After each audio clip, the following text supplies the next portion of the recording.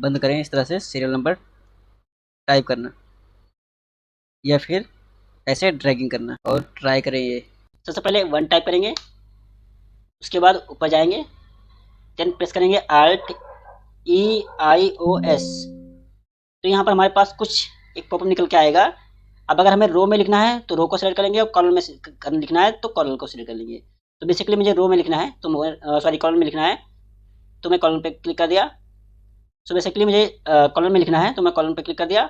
अब यहाँ पर लिखा हुआ है स्टेप वैल्यू, तो स्टेप वैल्यू मतलब 1 में मुझे 1 से स्टार्ट करना है, और स्टॉप वैल्यू में हम डाल देते हैं, मान लेता हूँ मैं 100 कर देता हूँ, और ओके कर दिया। तो यहाँ पर देख सकते हैं 100 मेरा लिख के आ गया।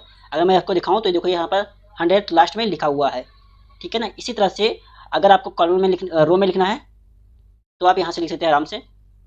यहाँ मैं आ गया, और उसके बाद 1 टाइप करूँगा, नीचे आऊँगा, फिर से ऊपर जाऊँगा, Alt EIOS प्रेस करूँगा, और उसके बाद में यहाँ पर रो लिखा हुआ है तो रो को सेलेक्ट रहने दूंगा, और देन मान लेता हूँ यहाँ पर मुझे लिखना है 200 या 2000 या 5000, जितना रहना चाहे उतना लिख सकते हैं, और ओके कर देंगे। तो यहाँ पर देख सकते हैं 1 2 3 4 5 6 7 से लेकर के हमारा 1000 तक लिख कर आ गया है।